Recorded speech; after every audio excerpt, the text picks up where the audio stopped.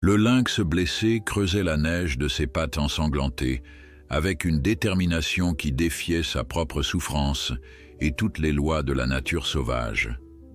Ses yeux verts, en croisant ceux du garde forestier, transmirent une supplication déchirante qui allait révéler un secret enfoui capable de faire pleurer même les cœurs les plus endurcis. Avant de continuer, n'oubliez pas de vous abonner à la chaîne, de liker la vidéo et de commenter d'où dans le monde vous nous regardez. C'est parti! L'hiver s'était installé sur les montagnes du Jura français avec une détermination implacable. Des mètres de neige recouvraient les vastes forêts de conifères, transformant le paysage en un royaume silencieux où la survie devenait l'unique préoccupation de toute créature vivante.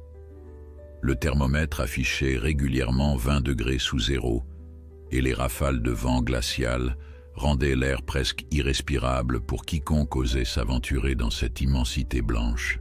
C'est dans ce décor aussi magnifique qu'hostile que Marc Beaumont effectuait sa patrouille quotidienne. À 42 ans, ce garde forestier expérimenté connaissait chaque sentier, chaque clairière de ce territoire qu'il parcourait depuis plus de 15 ans. Emmitouflé dans son équipement thermique, le visage à moitié dissimulé par une écharpe épaisse, il progressait lentement sur ses raquettes, son souffle formant de petits nuages de condensation devant lui. Ce matin-là, quelque chose semblait différent. Marc ne saurait dire exactement quoi, mais ses années d'expérience lui avaient appris à faire confiance à son instinct. La forêt paraissait plus silencieuse que d'habitude, comme si les animaux eux-mêmes retenaient leur souffle. Même le crissement de la neige sous ses pas semblait étouffé par cette atmosphère étrange. Il s'arrêta un instant, ajustant ses jumelles pour observer les alentours. Son regard balaya méthodiquement l'étendue blanche, cherchant le moindre signe de perturbation. C'est alors qu'il le vit, un mouvement presque imperceptible à la lisière d'une petite clairière, environ 200 mètres plus loin. Marc plissa les yeux, ajustant la mise au point de ses jumelles. La silhouette se précisa peu à peu. Un lynx. L'animal semblait agité. Son comportement inhabituel attira immédiatement l'attention du garde forestier. Le félin sauvage, normalement si discret, creusait frénétiquement dans la neige, s'acharnant sur un même point avec une détermination surprenante. En observant plus attentivement, Marc remarqua que l'animal était blessé.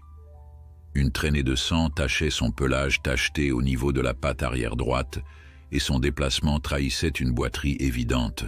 Pourtant, malgré sa blessure, le lynx continuait de creuser avec acharnement, comme si sa vie en dépendait. Intrigué et inquiet pour l'animal, Marc décida de s'approcher.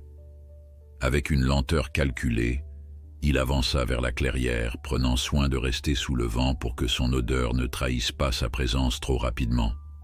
Chaque pas était mesuré, chaque mouvement contrôlé. Le lynx était un animal sauvage, et bien que rarement agressif envers l'homme, un prédateur blessé pouvait devenir imprévisible. À mesure qu'il réduisait la distance, Marc put mieux observer l'animal.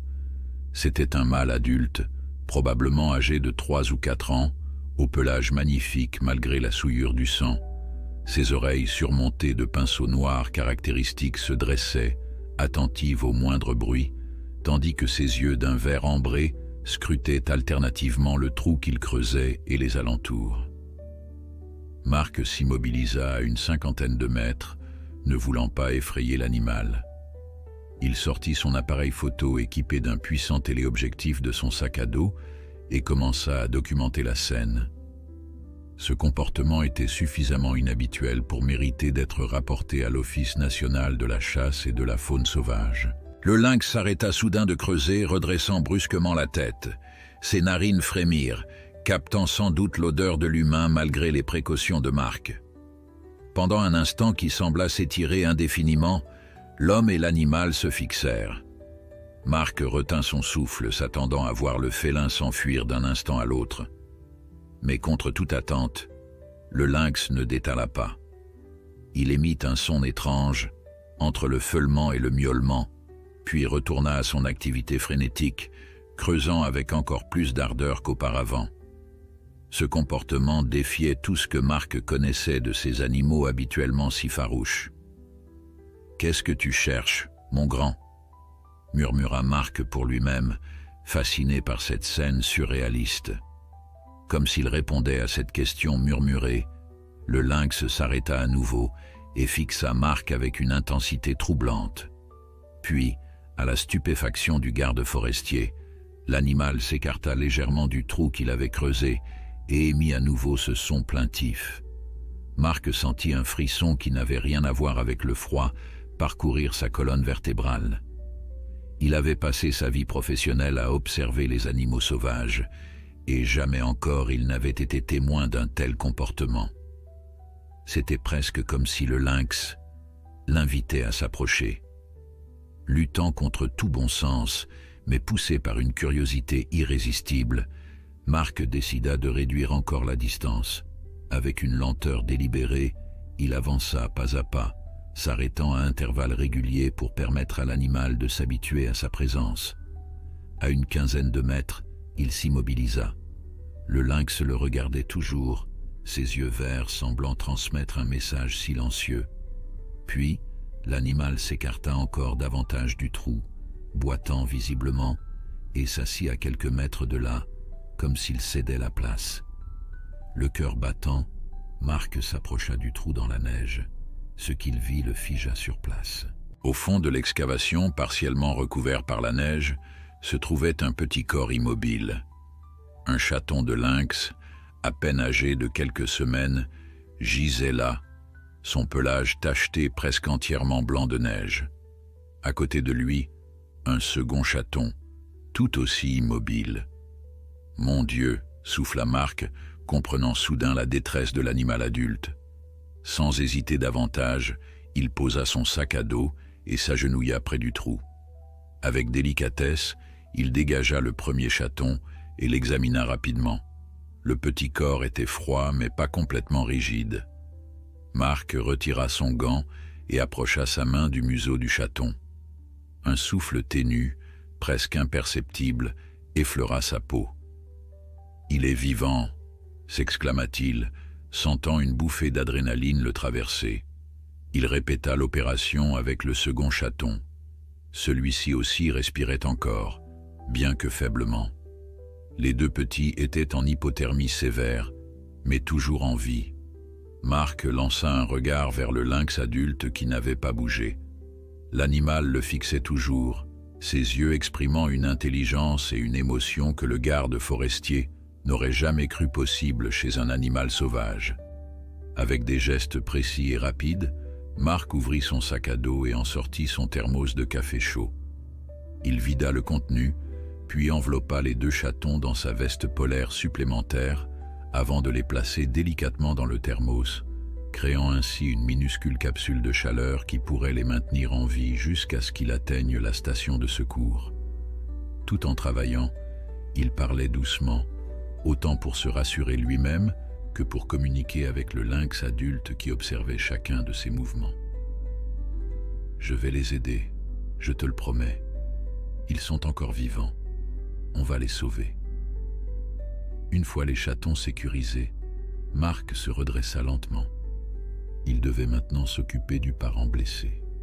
La patte arrière du lynx saignait abondamment et l'animal montrait des signes évidents d'épuisement. Marc savait qu'il devait agir vite avant que le félin ne s'effondre de fatigue ou ne succombe à sa blessure.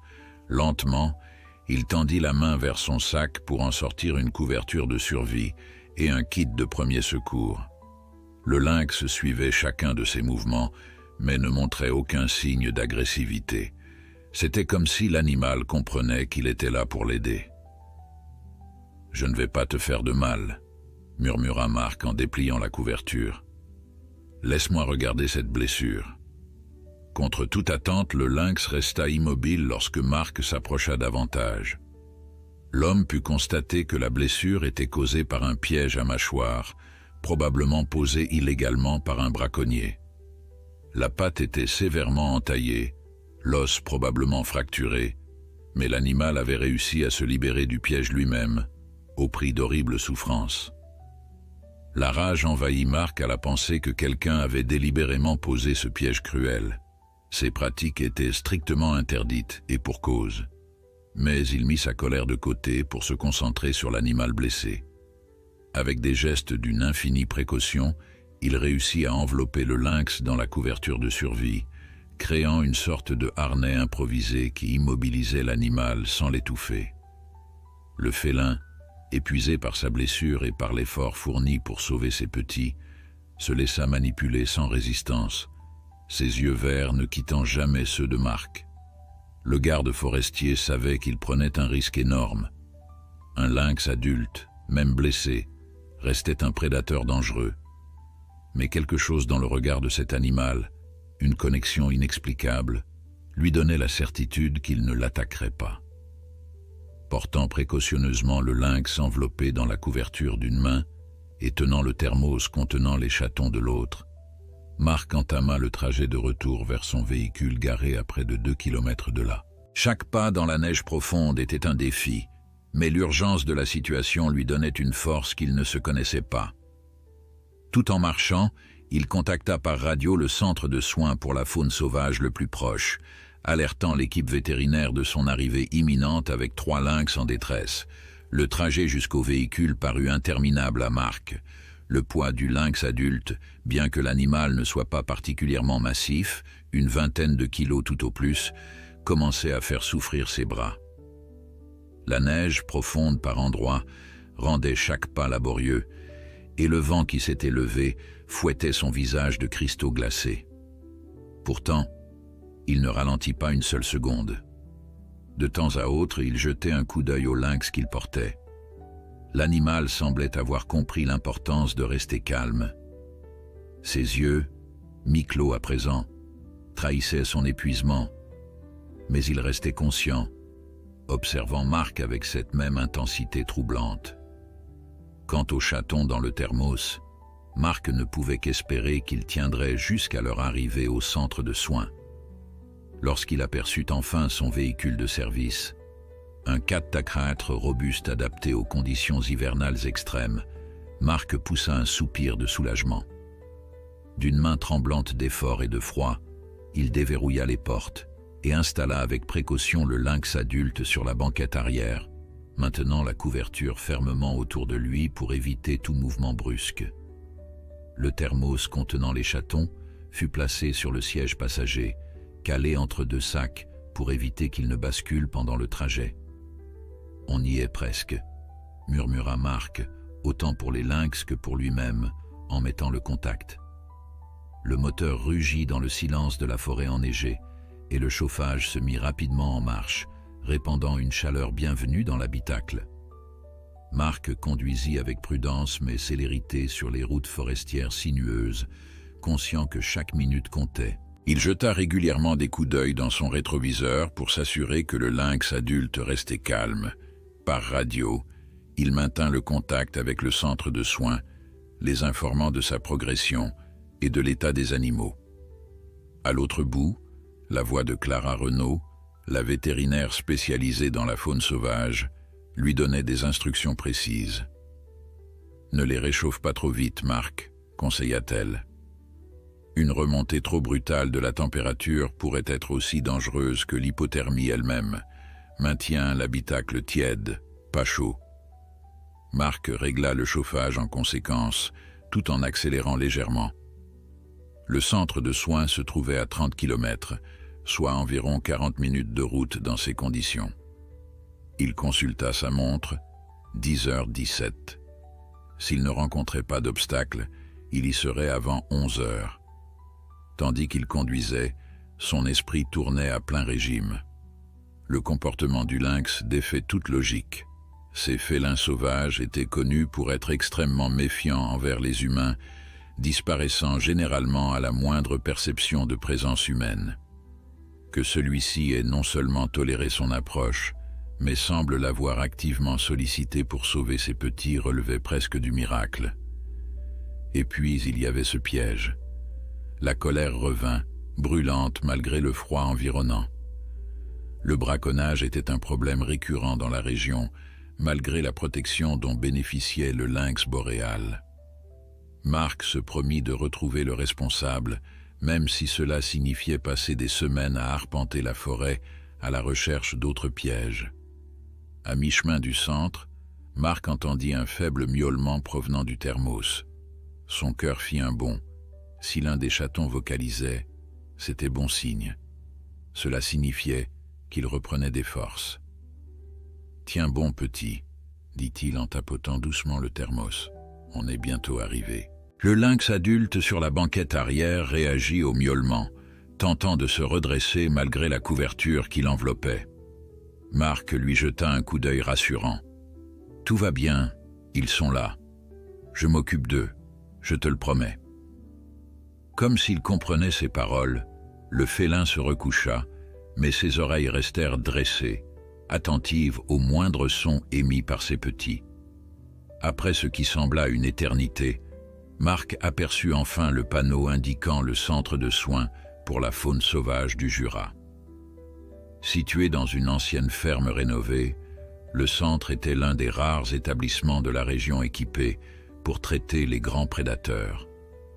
À peine eut-il engagé son véhicule sur le chemin menant au centre, que Marc vit une équipe sortir en courant du bâtiment principal. Clara Renaud, une femme d'une 50aine d'années au visage énergique encadré de cheveux grisonnants, dirigeait l'opération.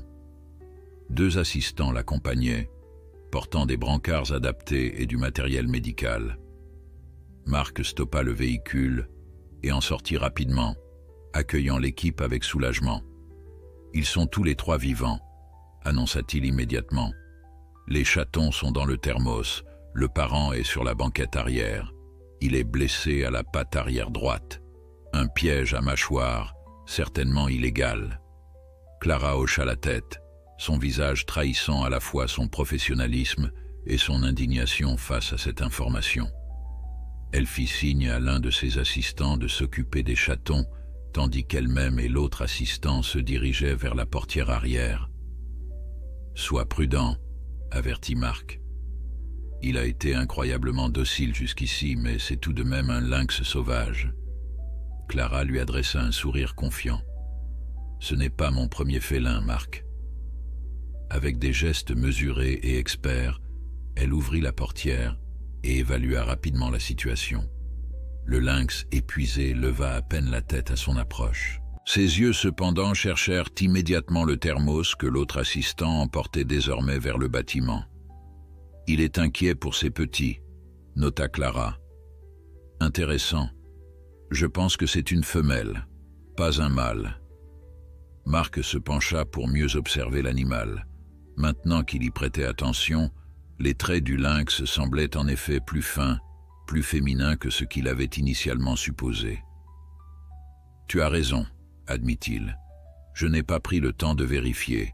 L'urgence était de les amener ici au plus vite. »« Tu as bien fait, » approuva Clara tout en guidant son assistant pour sécuriser le lynx sur le brancard spécial. « Nous devons les traiter immédiatement. La mère semble avoir perdu beaucoup de sang. » Une fois l'animal transféré sur le brancard, ils se dirigèrent rapidement vers le bâtiment principal. À l'intérieur, l'atmosphère était radicalement différente de l'extérieur glacial. La température était douce et l'air chargé d'odeurs antiseptiques rappelait un hôpital humain. Ils traversèrent un couloir et entrèrent dans une vaste salle équipée comme un bloc opératoire vétérinaire.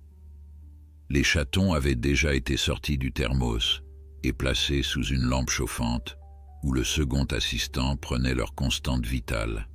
« Comment vont-ils » demanda immédiatement Clara en déposant le brancard sur une table d'examen adjacente. « Ils répondent bien au réchauffement progressif » répondit l'assistant. « Leurs signes vitaux sont faibles mais stables.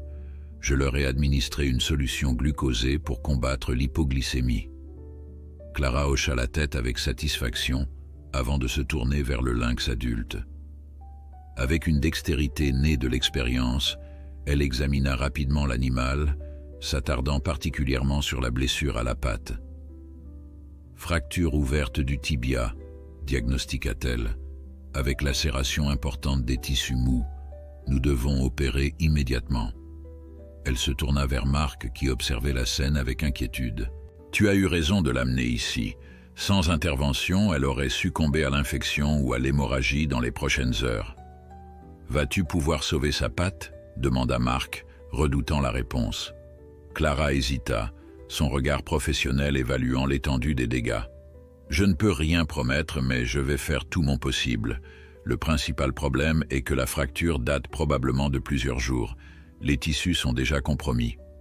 Elle se tourna vers ses assistants, distribuant rapidement les tâches, préparation de l'anesthésie pour la mère, soins continus pour les chatons, préparation du matériel chirurgical. La salle se transforma en une ruche organisée, chacun sachant exactement quoi faire. « Marc, » dit Clara, « je vais te demander de sortir maintenant.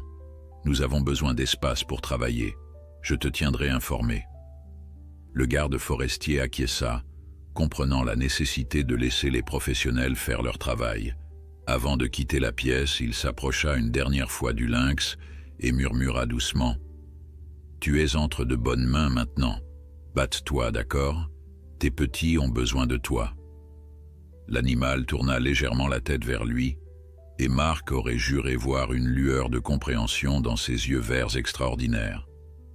Dans la salle d'attente du centre, Marc se laissa tomber sur une chaise, l'adrénaline redescendant enfin, laissant place à une fatigue écrasante. Il n'avait pas réalisé à quel point cette matinée l'avait épuisé, tant physiquement qu'émotionnellement. Il consulta sa montre, 11h05. Seulement quelques heures s'étaient écoulées depuis sa découverte dans la forêt, mais il avait l'impression qu'une éternité était passée. Il sortit son téléphone et composa le numéro de son supérieur pour l'informer de la situation. Puis, il rédigea un rapport préliminaire détaillant les circonstances de sa découverte, insistant particulièrement sur la présence du piège illégal. Les coordonnées GPS qu'il avait relevées permettraient à une équipe d'aller inspecter la zone dès que possible, à la recherche d'autres pièges et d'indices sur l'identité du braconnier. Une fois ces tâches administratives accomplies, Marc se retrouva seul avec ses pensées. L'image du lynx creusant désespérément dans la neige ne cessait de repasser dans son esprit. Cet acte de détermination maternelle face à la douleur et à l'adversité l'avait profondément touché. Il avait vu beaucoup de choses impressionnantes dans la nature au cours de sa carrière, mais jamais encore un tel exemple de courage et d'intelligence. Les minutes s'égrenèrent, se transformant en heures. Marc se leva plusieurs fois pour faire les 100 pas, accepta un café qu'une secrétaire du centre lui apporta, mais ne quitta pas la salle d'attente. Il voulait, non, il avait besoin, de savoir si les 3 lynx survivraient. Finalement, après presque 3 heures d'attente qui lui parurent interminables, la porte s'ouvrit, laissant apparaître Clara. Son expression fatiguée mais sereine fit bondir le cœur de Marc. « Ils sont tous les 3 vivants », annonça Clara, et Marc sentit ses épaules se détendre sous l'effet du soulagement. « Ça a été compliqué, mais nous avons réussi à stabiliser la mère. »« Et sa patte ?» demanda Marc, redoutant la réponse.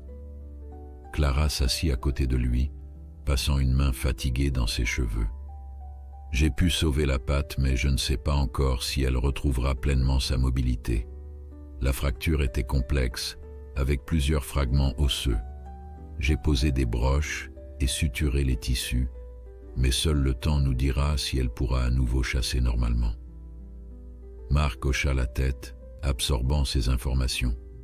Pour un prédateur comme le lynx, l'incapacité à chasser signifiait une condamnation à mort dans la nature. Et les chatons? À cette question, le visage de Clara s'éclaira légèrement. Ils se portent étonnamment bien, compte tenu des circonstances. Ce sont 2 femelles, âgées d'environ 8 semaines. Elles souffraient d'hypothermie et de déshydratation, mais aucune blessure physique. Le réchauffement progressif a bien fonctionné. Elles sont déjà plus réactives et ont accepté de prendre un peu de lait spécial.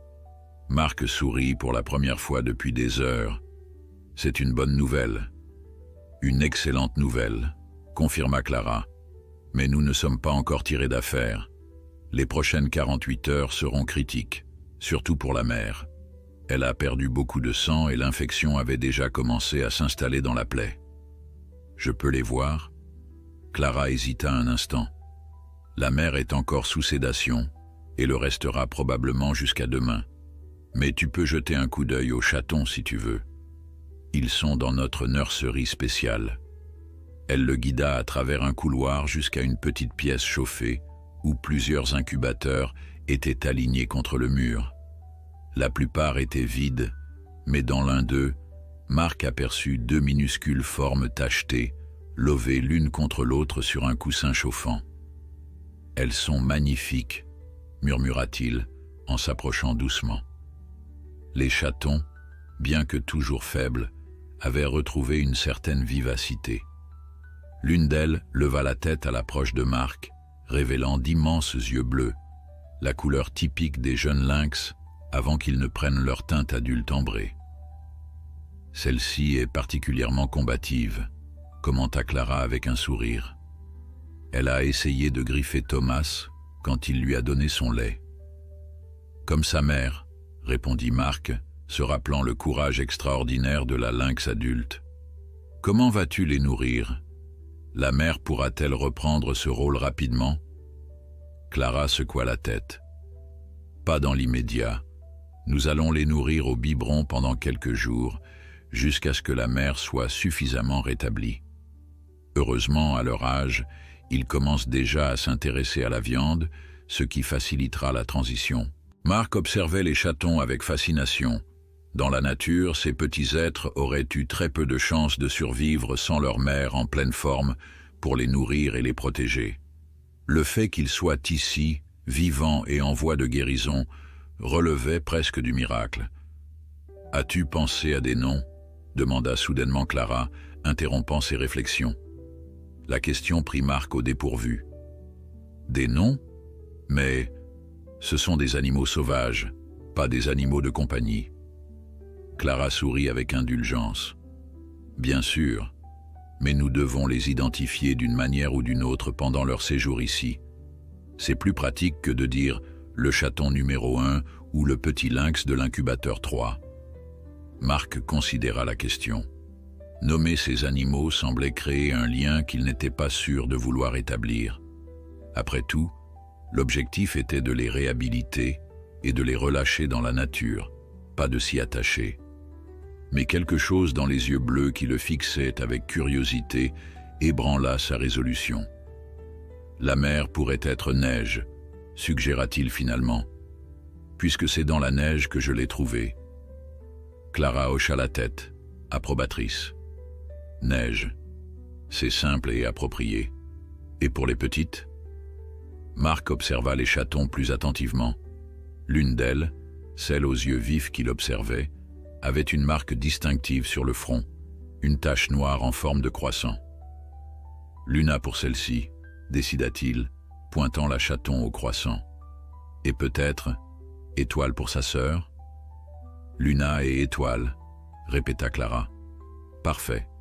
Je vais les inscrire dans nos registres. » Elle nota les noms sur une tablette, puis consulta sa montre. « Je dois retourner vérifier l'état de neige.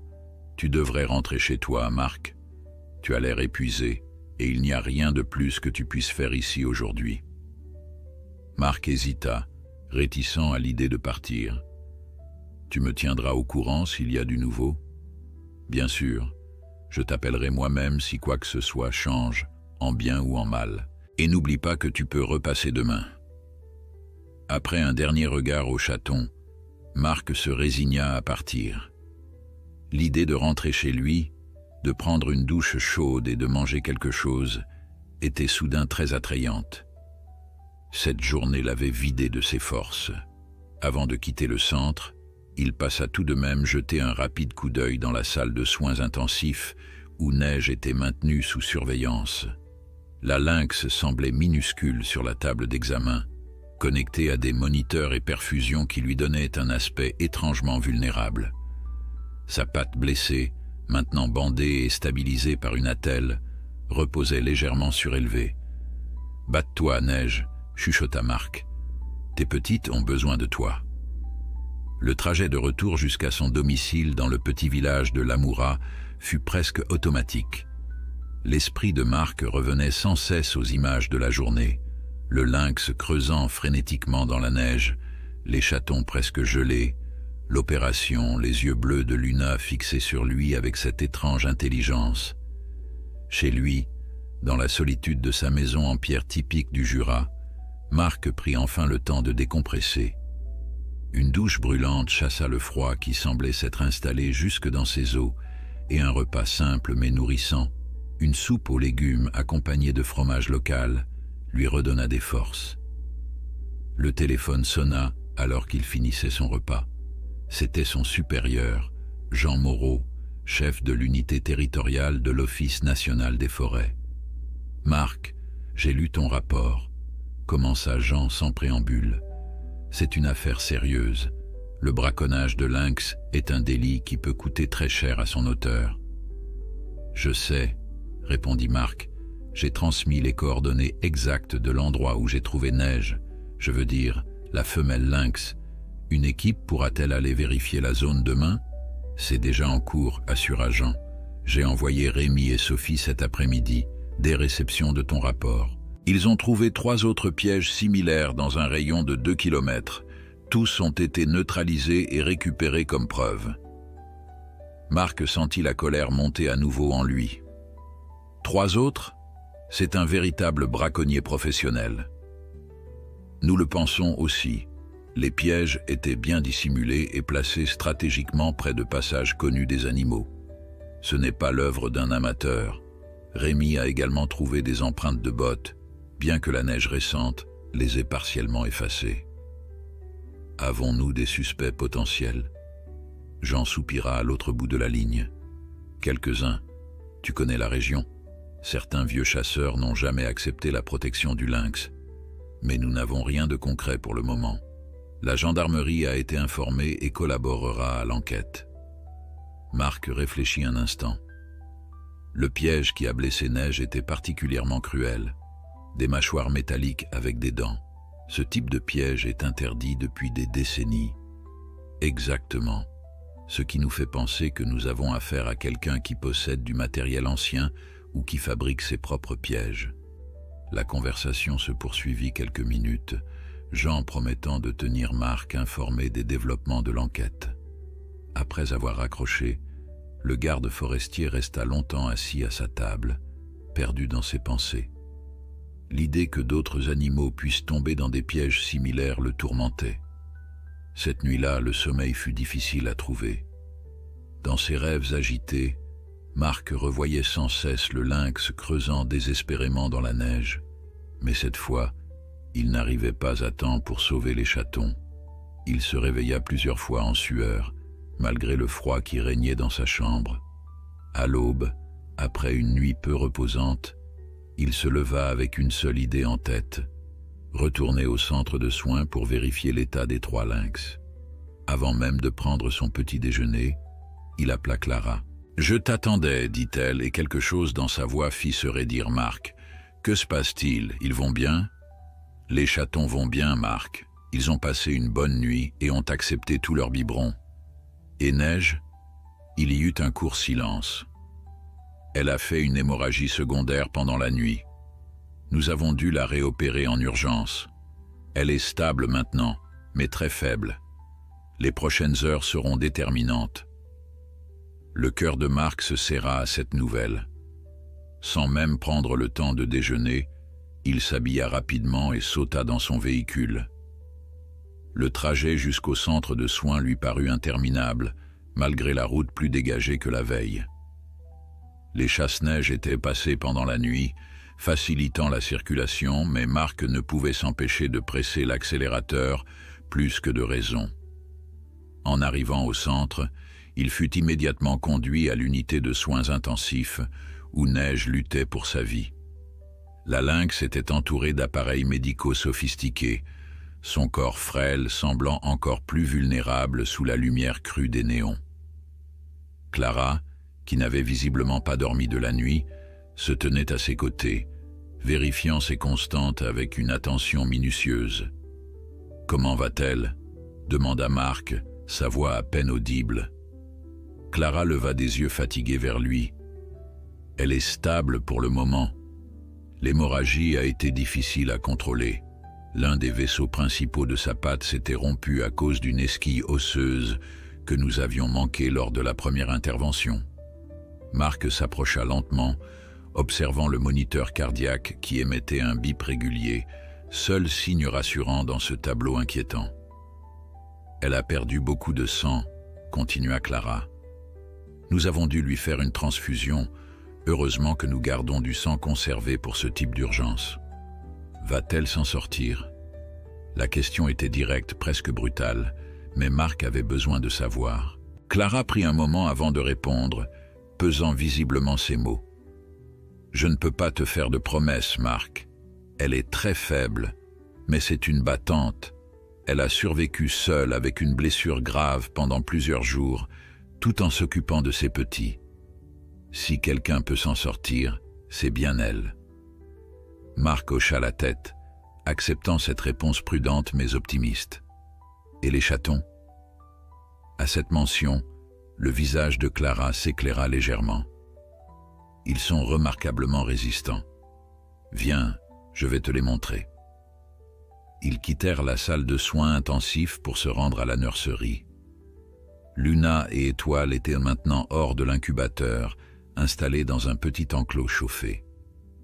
Lorsqu'elles aperçurent les humains, Luna, la plus audacieuse, s'approcha de la vitre avec curiosité, tandis qu'Étoile restait prudemment en retrait.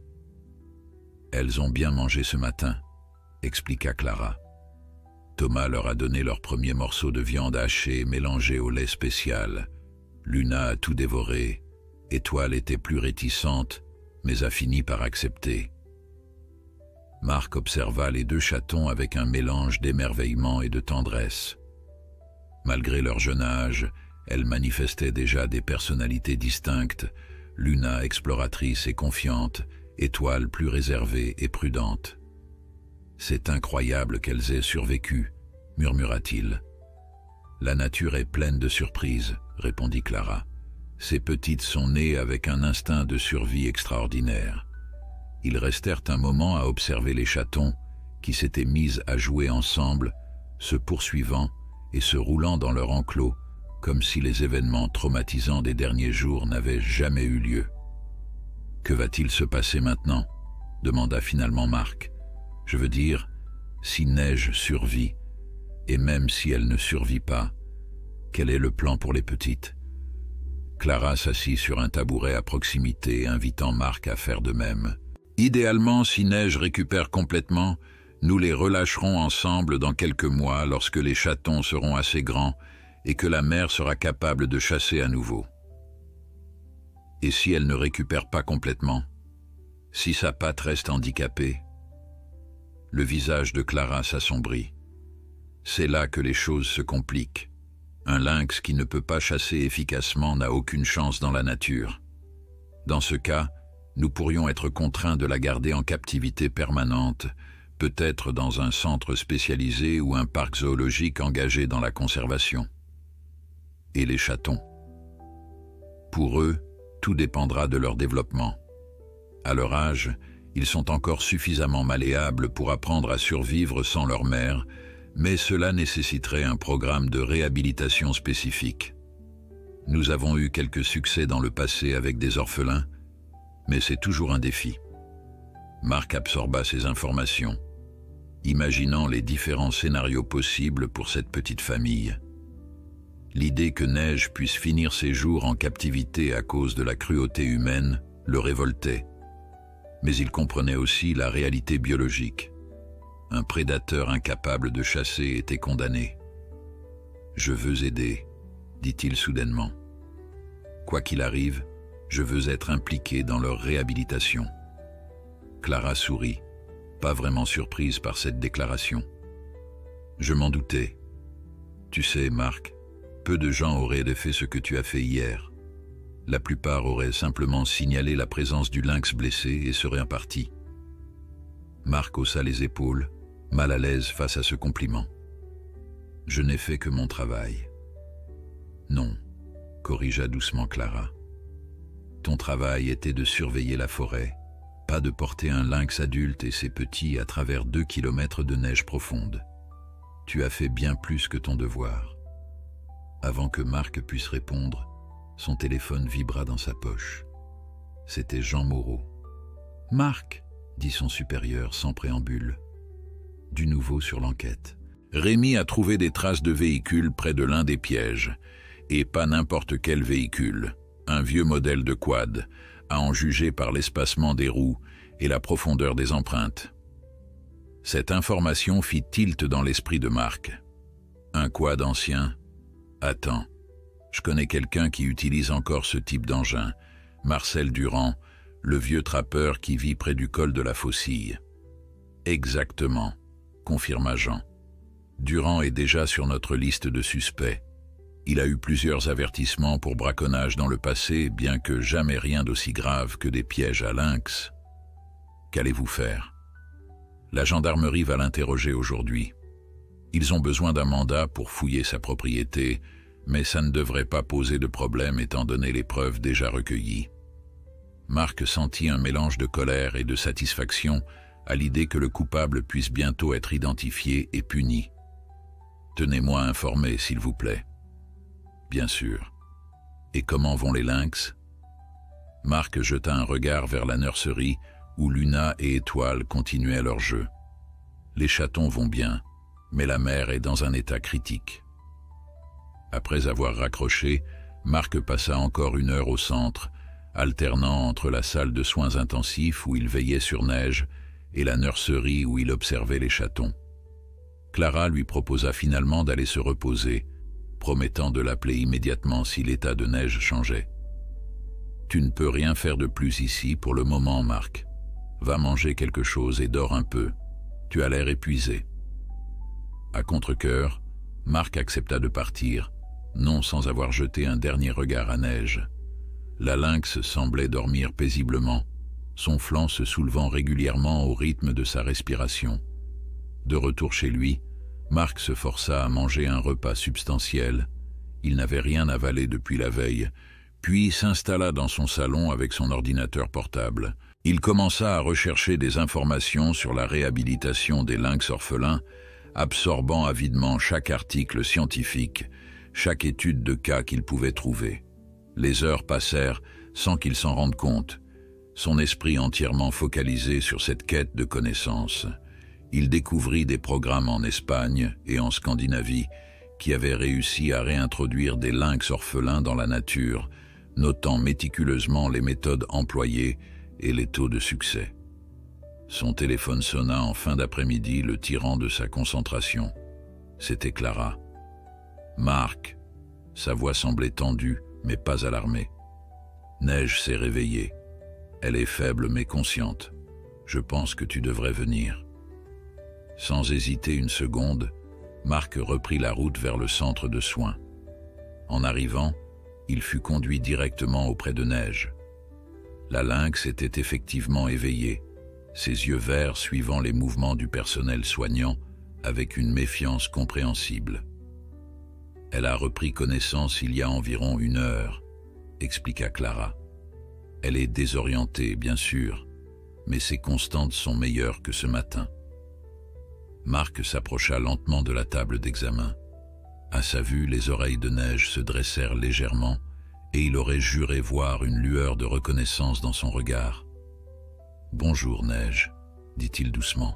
« Content de te voir réveillée. » Clara observait leur interaction avec intérêt.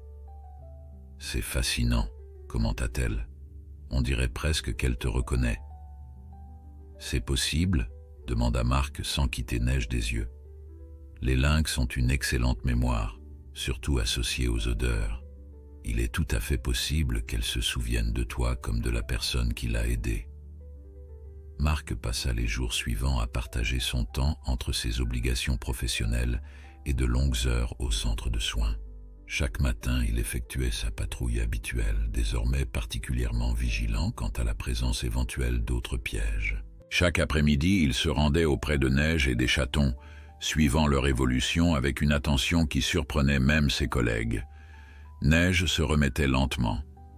4 jours après son opération, Clara autorisa enfin qu'elle soit déplacée de l'unité de soins intensifs vers un enclos de convalescence plus spacieux. Sa patte, toujours immobilisée dans une attelle légère, guérissait correctement, mais la question de sa mobilité future restait en suspens. Elle devra commencer la rééducation bientôt, expliqua Clara à Marc alors qu'ils observaient la lynx explorer prudemment son nouvel espace. Les prochaines semaines seront déterminantes pour savoir si elle pourra retrouver une motricité suffisante pour chasser. Marc hocha la tête, conscient de l'enjeu. Et les chatons, quand pourront-ils la rejoindre? Nous prévoyons une première rencontre contrôlée demain, répondit Clara. Il est essentiel de les réunir dès que possible pour maintenir leur lien familial, mais nous devons nous assurer que Neige est suffisamment rétablie pour ne pas être stressée par leur présence. Cette nouvelle réjouit Marc. L'idée de voir la petite famille réunie à nouveau le touchait plus qu'il n'aurait voulu l'admettre. Le lendemain, il s'arrangea pour être présent lors de cette première réunion. Luna et Étoile avaient continué à se développer remarquablement bien. À désormais presque 9 semaines, elles étaient plus vives et curieuses que jamais, commençant à montrer les comportements typiques des jeunes prédateurs, se cachant, bondissant, affinant leur coordination en jouant ensemble. « Nous allons procéder progressivement », expliqua Thomas, l'assistant de Clara, en préparant le transfert des chatons. D'abord les odeurs, puis le contact visuel et enfin le contact physique. Marc observa avec fascination le processus. Thomas commença par introduire dans l'enclos de Neige un tissu imprégné de l'odeur des chatons. La réaction fut immédiate et sans équivoque. Neige se redressa, reniflant intensément le tissu, ses oreilles dressées en alerte maximale. Elle émit ensuite une série de petits miaulements aigus, le cri caractéristique d'une mère appelant ses petits. « C'est extrêmement positif », chuchota Clara, qui surveillait la scène. Elle les reconnaît et les appelle. L'étape suivante consista à placer les chatons dans une cage de transport transparente, permettant à Neige de les voir et de les sentir sans contact physique direct. Lorsque la cage fut déposée dans l'enclos, Neige s'approcha immédiatement, son corps tout entier exprimant une agitation mêlée d'excitation. Les chatons, de leur côté, réagirent tout aussi vivement à la présence de leur mère, se pressant contre la paroi transparente, miaulant avec insistance. « Je pense qu'on peut passer à l'étape finale », décida Clara après quelques minutes d'observation. « Ils sont tous prêts. » Avec précaution, Thomas ouvrit la cage. Il n'y eut pas une seconde d'hésitation. Luna bondit hors de la cage directement vers Neige, suivie de près par Étoile.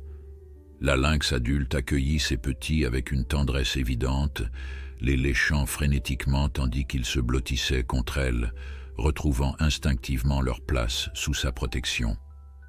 Marc sentit sa gorge se nouer devant cette scène. Voir cette famille sauvage réunie après tout ce qu'ils avaient traversé éveillait en lui une émotion qu'il n'avait pas ressentie depuis longtemps. C'est dans ces moments-là qu'on se rappelle pourquoi on fait ce métier, murmura Clara, visiblement tout aussi émue. La réunion fut un succès indéniable. Dans les jours qui suivirent, Neige et ses chatons furent maintenus ensemble, retrouvant progressivement leurs interactions naturelles. La présence de ces petits semblait avoir donné à Neige une motivation supplémentaire pour se rétablir. Elle supportait stoïquement les séances de physiothérapie que Clara avait mises en place, comme si elle comprenait intuitivement leur importance pour son avenir et celui de ses chatons. Une semaine plus tard, Clara retira définitivement l'attelle, permettant à Neige de commencer à utiliser sa patte plus librement. Les premiers pas étaient hésitants, la lynx évitant clairement de mettre trop de poids sur le membre blessé, mais chaque jour apportait une amélioration visible. « Elle progresse plus vite que je ne l'espérais », confia Clara à Marc, alors qu'ils observaient Neige se déplacer dans l'enclos, suivie de près par ses chatons, qui imitaient chacun de ses mouvements. Il y a encore une boiterie évidente, mais les muscles se reconstruisent bien et l'os se consolide correctement. Penses-tu qu'elle pourra être relâchée un jour? La question que Marc n'osait plus poser ces derniers jours. Clara prit un moment avant de répondre, pesant ses mots. Je commence à y croire sérieusement. Si sa progression continue à ce rythme, et si nous parvenons à mettre en place un programme de réhabilitation adapté, je pense qu'elle pourrait retrouver suffisamment de capacité pour survivre dans la nature, pas à 100%, mais assez pour chasser les proies plus faciles. Cette nouvelle remplit Marc d'espoir. L'idée que Neige puisse retourner dans la forêt avec ses petits, reprendre sa vie sauvage malgré l'épreuve qu'elle avait traversée, lui semblait être la seule conclusion juste à cette histoire. Pendant ce temps, l'enquête sur le braconnage avançait. Marcel Durand, le principal suspect, avait été interrogé par la gendarmerie.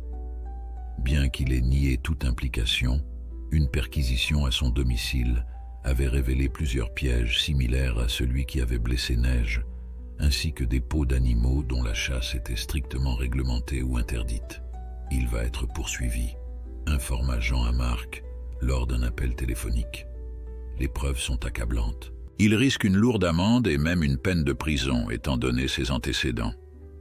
Tant mieux, répondit Marc, sentant un soulagement mêlé de colère à l'idée que justice serait faite.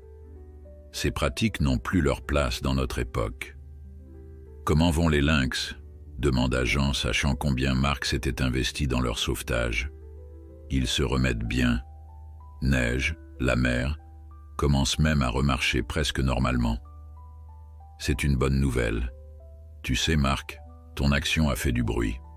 Le directeur régional de l'ONF a mentionné cette affaire lors de la dernière réunion. Il est question d'utiliser cette histoire pour sensibiliser le public à la protection des lynx. Cette information prit Marc au dépourvu.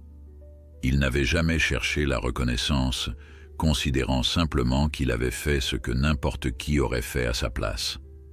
L'idée que son intervention puisse contribuer à une prise de conscience plus large ne l'avait pas effleuré. Le lendemain, comme pour confirmer les paroles de Jean, une journaliste de la presse régionale contacta Marc pour solliciter une interview. Après une hésitation initiale, il accepta, à condition que l'accent soit mis sur la nécessité de protéger les lynx et non sur son action personnelle. L'interview eut lieu au centre de soins, avec l'accord de Clara. La journaliste, une femme d'une trentaine d'années, nommée Sophie Lambert, semblait sincèrement passionnée par les questions environnementales. « Ce qui m'intéresse, expliqua-t-elle à Marc, c'est de montrer au public la réalité de ces animaux, leur intelligence, leur importance dans l'écosystème.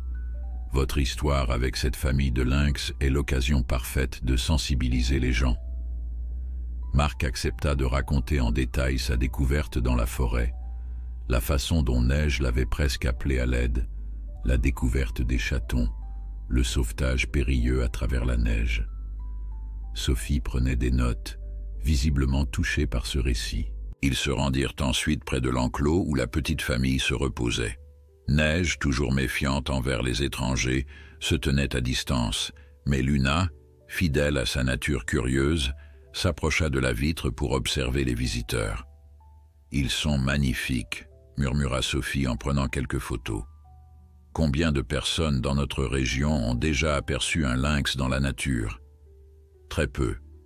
Pourtant ils sont là, invisibles, essentiels à l'équilibre de nos forêts. » L'article de Sophie parut 3 jours plus tard, en première page du quotidien régional, l'Est républicain, avec un titre accrocheur, « Le lynx qui a demandé de l'aide, quand l'instinct maternel défie la méfiance naturelle. » Le papier, richement illustré de photos de Neige et ses chatons, racontait leur histoire avec sensibilité et précision, sans tomber dans le sensationnalisme que Marc avait redouté.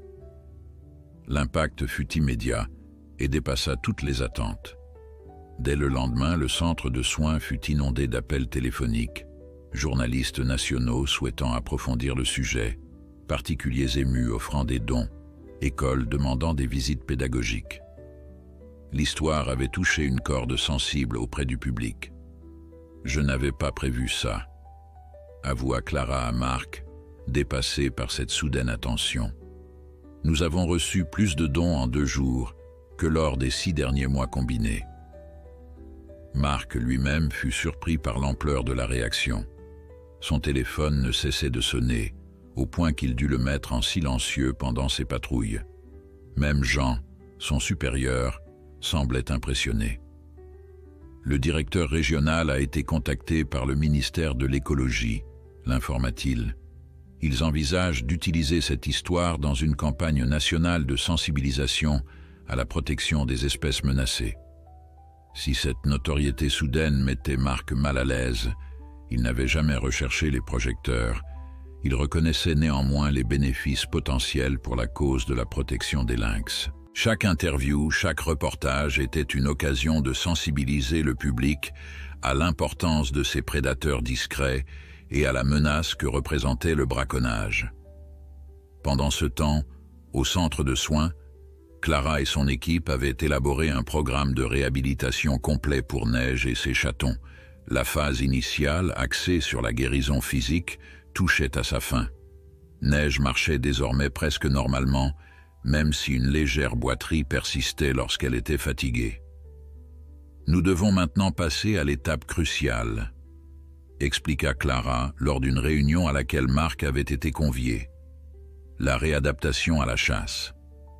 Le plan qu'elle présentait était méthodique et progressif. D'abord, l'introduction de proies mortes dans l'enclos, puis de proies vivantes mais affaiblies, et enfin, à terme, des séances de chasse dans un enclos beaucoup plus vaste spécialement aménagé pour ce type de réhabilitation. Le défi principal concerne Neige, poursuivit Clara. Nous devons évaluer si sa patte blessée lui permettra de chasser efficacement. Quant aux chatons, ils sont à l'âge parfait pour apprendre en observant leur mère. Marc écoutait attentivement, fasciné par la complexité du processus. Combien de temps pensez-vous que cela prendra? Dans les cas habituels, nous compterions environ 3 mois. Mais ici, avec la blessure de Neige et le traumatisme qu'ils ont tous subi, nous devons être flexibles. Peut-être 6 mois, peut-être davantage. Ce qui signifiait que la réintroduction dans la nature n'aurait pas lieu avant l'automne, au plus tôt. Marc ressentit un mélange complexe d'émotions à cette idée, du soulagement à l'idée que Neige et ses petits aient suffisamment de temps pour se préparer, mais aussi une pointe d'appréhension à la pensée qu'un jour, inévitablement, ils retourneraient dans la forêt, exposés à tous ces dangers. La première session de réadaptation à la chasse eut lieu 1 semaine plus tard. Marc avait spécialement aménagé son emploi du temps pour y assister. Un lapin fraîchement tué fut introduit dans l'enclos, placé stratégiquement derrière un rocher pour simuler une situation de chasse réelle. Neige repéra immédiatement l'odeur, ses narines frémissantes captant l'effluve de la proie. Avec une grâce surprenante compte tenu de sa blessure récente, elle s'accroupit, indiquant par sa posture au chaton qu'ils devaient faire de même. Luna et Étoile imitèrent instantanément leur mère, leur petit corps ramassé au ras du sol, leurs yeux fixés sur elle avec attention. Ce qui suivit fut une démonstration parfaite de technique de chasse. Neige avança lentement, chaque mouvement calculé pour minimiser le bruit, utilisant les éléments de l'enclos comme couverture. Lorsqu'elle contourna finalement le rocher et découvrit le lapin, elle bondit avec une précision remarquable, saisissant la proie dans sa gueule d'un mouvement vif. « C'est extraordinaire », murmura Clara qui observait la scène aux côtés de Marc. « Regardez comment elle implique les chatons maintenant. » En effet, au lieu de consommer immédiatement sa prise, Neige la ramena vers les chatons, déposant le lapin devant eux. Par des grognements doux et des coups de museau, elle les encouragea à s'approcher, à sentir, à goûter. Luna, toujours la plus aventureuse, fut la première à mordre dans la chair, tandis qu'Étoile observait prudemment avant de se joindre au repas. Elle leur enseigne, nota Marc, impressionné par l'intelligence et le dévouement maternel de Neige. « Exactement », confirma Clara. « Dans la nature, C'est ainsi que les jeunes lynx apprennent, par l'observation directe et la participation progressive. Ce que nous voyons ici est exactement le comportement que nous espérions. Les séances suivantes introduisirent des défis croissants, des proies cachées plus soigneusement, des situations nécessitant plus d'agilité et de patience. À chaque fois, Neige démontrait ses compétences de chasseuse et d'enseignante, et les chatons progressaient visiblement dans leur apprentissage. Cependant, un problème commença à se manifester. Alors que Luna et Étoile développaient une méfiance saine envers les humains, se cachant ou s'éloignant lorsque le personnel du centre approchait de l'enclos, Neige continuait à montrer une tolérance inhabituelle, particulièrement envers Marc. « C'est préoccupant », admit Clara, après avoir observé Neige s'approcher de la vitre lorsque Marc apparut un matin. Pour sa survie dans la nature, elle doit maintenir une distance de sécurité avec les humains. Marc comprenait cette inquiétude.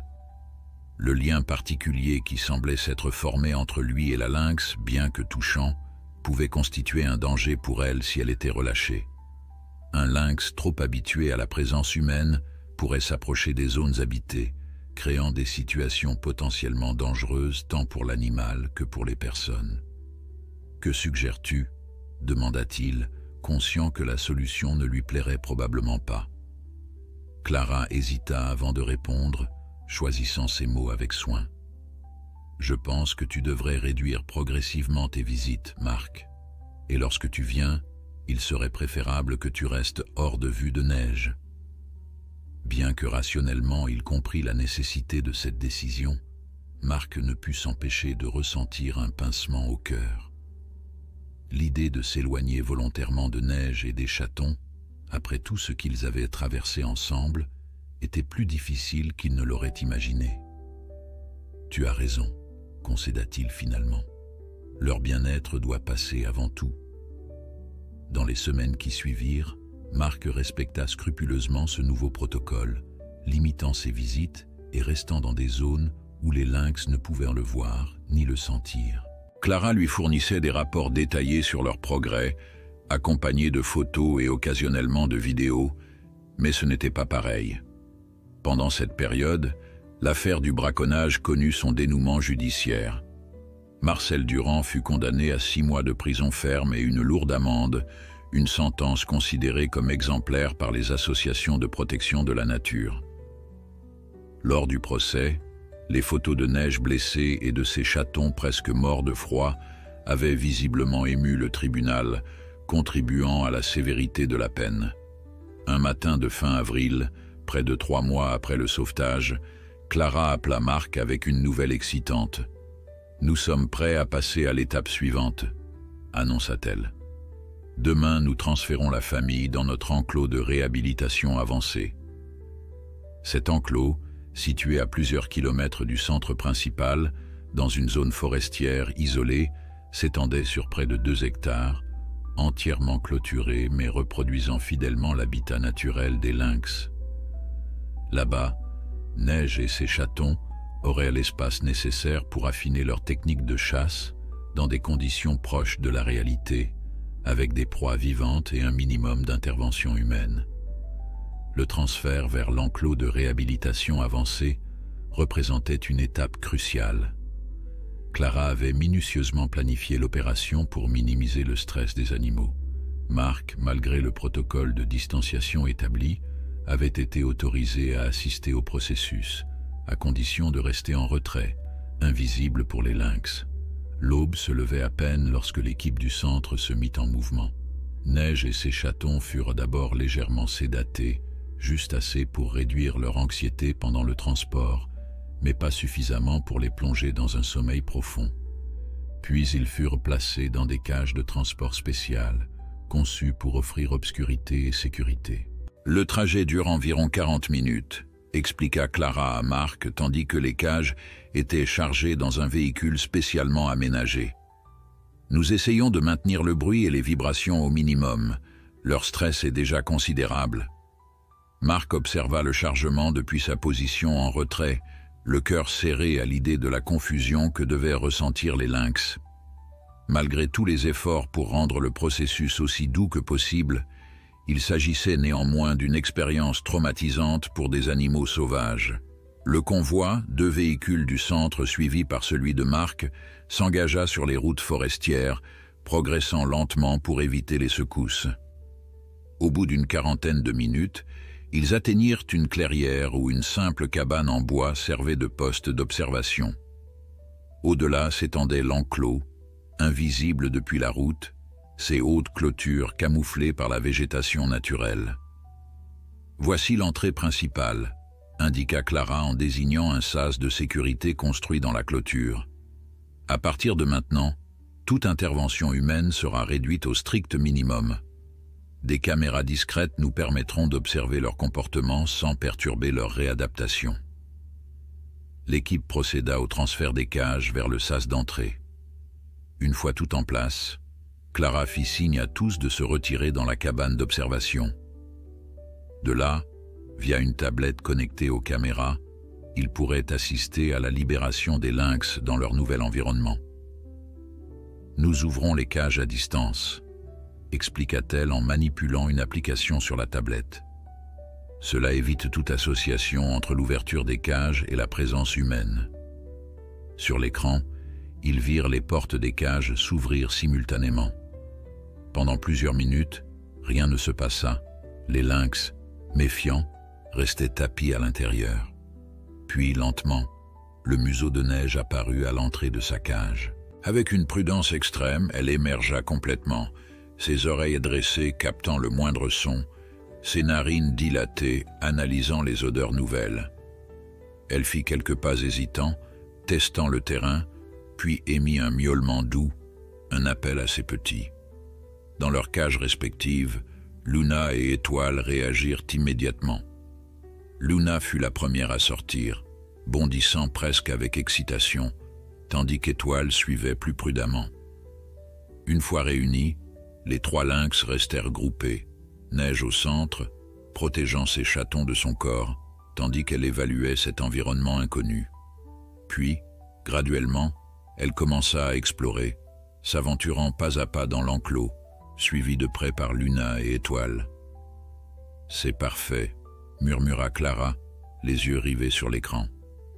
Elle prend son temps, reste vigilante mais pas paniquée. C'est exactement le comportement que nous espérions. Marc observait la scène avec une émotion qu'il peinait à définir, fierté, tendresse, mais aussi une pointe de mélancolie.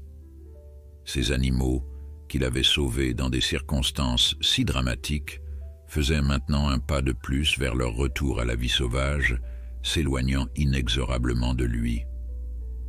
Dans les jours qui suivirent, l'équipe du centre se relaya pour observer discrètement l'adaptation des lynx à leur nouvel environnement. Marc, contraint par ses obligations professionnelles, ne pouvait être présent en permanence, mais Clara lui envoyait quotidiennement des mises à jour et des extraits vidéo. La progression fut remarquable. Neige, libérée des contraintes de l'enclos plus petit, semblait retrouver chaque jour un peu plus de son instinct sauvage. Sa démarche devenait plus fluide, sa boiterie à peine perceptible sauf lors d'efforts prolongés. Elle explorait méthodiquement chaque recoin de l'enclos, établissant son territoire, identifiant les points d'eau et les zones de repos optimales.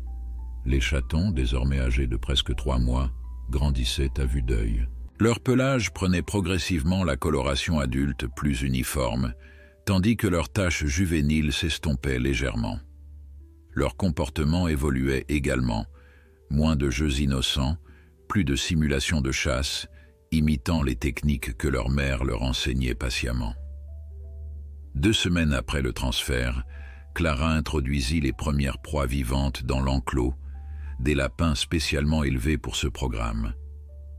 Les caméras capturèrent des scènes fascinantes de Neige guidant ces chatons dans leur première véritable expérience de chasse. Les résultats furent mitigés, plusieurs tentatives infructueuses avant qu'enfin Luna ne parvienne à capturer un lapin avec l'aide de sa mère. C'est un processus d'apprentissage, expliqua Clara à Marc lors de l'une de ses visites au poste d'observation. Dans la nature, les jeunes lynx ne deviennent vraiment efficaces à la chasse qu'à partir de 6 mois. Luna et Étoile progressent remarquablement bien pour leur âge. Mai céda la place à Juin, et avec l'arrivée de l'été, la forêt offrait une abondance de proies potentielles. À la demande de Clara, Marc avait aidé à capturer et introduire dans l'enclos des espèces variées, non seulement des lapins, mais aussi des marmottes, quelques faisans, et même un jeune chevreuil orphelin trop faible pour survivre seul. Cette diversité était essentielle pour que les lynx développent un répertoire de techniques de chasse adaptées à différentes proies. Un matin de fin juin, Marc arriva au poste d'observation pour découvrir Clara et Thomas en pleine effervescence, les yeux rivés sur la tablette. « Qu'est-ce qui se passe ?» demanda-t-il, intrigué par leur excitation. « Regarde par toi-même », répondit Clara en lui tendant la tablette. Étoile a fait sa première capture indépendante ce matin. Sur l'écran, Marc vit la plus timide des deux chatons, celle qu'ils avaient toujours considérée comme la moins avancée, en train de dévorer fièrement un lièvre qu'elle avait visiblement capturé sans aide. Neige et Luna se tenaient à distance respectueuse comme pour honorer cet accomplissement. « C'est incroyable », s'émerveilla Marc. « Je pensais que Luna serait la première. » « C'est souvent ainsi, » sourit Clara.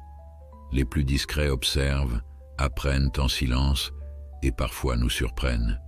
Étoile a toujours été plus attentive, moins impulsive que sa sœur. » Cette réussite marquait un tournant dans le programme de réhabilitation. Si même la plus prudente des chatons était désormais capable de chasser seule, leur préparation au retour à la vie sauvage progressait plus rapidement que prévu. Cependant, un défi majeur persistait, la proximité avec les humains. Bien que le contact direct ait été complètement éliminé, les observations montraient que Neige restait anormalement à l'aise lorsqu'elle percevait des odeurs humaines près de la clôture.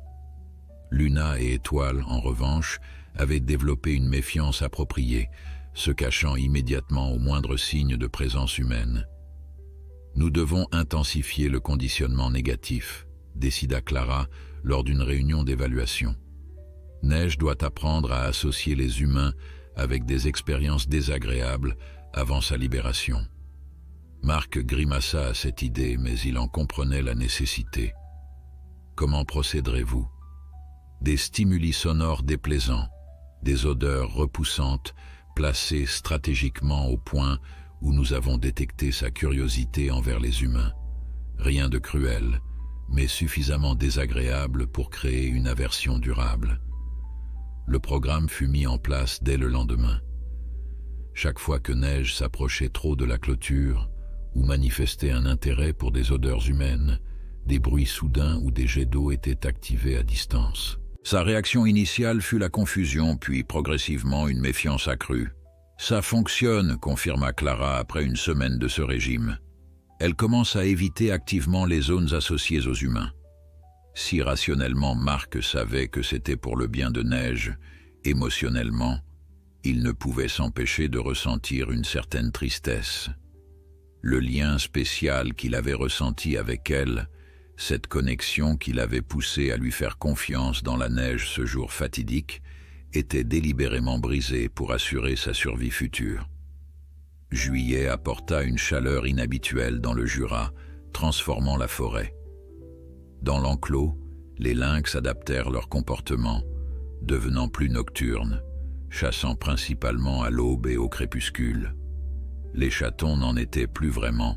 À 4 mois, ils avaient presque atteint la moitié de leur taille adulte, leur corps s'allongeant, leurs mouvements gagnant en puissance et en précision. « Ils sont presque prêts », annonça Clara un soir, alors qu'elle et Marc observaient les dernières images de la journée, la famille de lynx se reposant dans une zone ombragée de l'enclos. « Je pense que nous pourrons envisager leur libération en septembre, juste avant que la saison de chasse ne commence vraiment. » Ces mots provoquèrent en Marc un sentiment contradictoire, joie à l'idée que la réhabilitation soit un tel succès, mais aussi appréhension à la pensée que bientôt, ces animaux auxquels il s'était tant attaché disparaîtraient dans la forêt. Il savait pourtant que c'était là l'objectif ultime, la seule conclusion véritablement heureuse à cette histoire. « Tu penses qu'ils sont vraiment prêts ?» demanda-t-il, scrutant les images de neige qui léchaient affectueusement le pelage de Luna. Sa patte. Sa boiterie est à peine perceptible maintenant, répondit Clara avec assurance. Nos dernières analyses montrent qu'elle répartit son poids presque normalement. Elle ne sera peut-être jamais aussi rapide qu'avant, mais elle compense par une technique de chasse plus économe, plus précise. Et puis, elle a l'avantage d'avoir 2 jeunes chasseuses en formation avec elle. Marc hocha la tête, reconnaissant la pertinence de cette observation. Dans la nature, les lynx étaient généralement solitaires, mais les femelles restaient avec leurs petits jusqu'à l'âge de 10 mois environ. Luna et Étoile continueraient donc à assister leur mère pendant plusieurs mois après leur libération, avant de s'établir sur leur propre territoire. Où envisagez-vous de les relâcher ? S'enquit-il, déjà en train de réfléchir aux meilleurs sites potentiels. Nous pensions à la Haute-Combe, répondit Clara. C'est suffisamment éloigné des habitations, riche en proies, et aucun autre lynx adulte n'y a établi son territoire selon nos derniers relevés. La Haute-Combe était une vallée isolée au cœur du parc naturel régional du Haut-Jura, un sanctuaire de biodiversité protégé depuis des décennies. Marc connaissait bien cette zone pour l'avoir patrouillée régulièrement. C'était effectivement un habitat idéal pour une famille de lynx. « C'est un excellent choix », approuva-t-il. « Je peux aider à préparer le site, installer quelques caméras discrètes pour suivre leurs premiers pas en liberté. » Les semaines suivantes furent consacrées à la préparation méticuleuse de cette libération. L'équipe du centre intensifia le programme de réhabilitation, introduisant des défis toujours plus complexes dans l'enclos.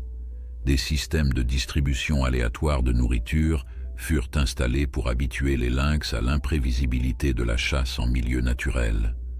Le conditionnement négatif vis-à-vis des humains fut également renforcé, assurant que même Neige développe désormais une saine méfiance. Marc, parallèlement à ses fonctions habituelles, passa des heures à explorer la Haute-Combe, identifiant les meilleurs sites pour la libération et l'installation de caméras de suivi. Il cartographia soigneusement les sources d'eau, les zones probables de passage du gibier, les abris naturels où la famille pourrait établir sa tanière. À chaque visite au poste d'observation, il notait les progrès des lynx.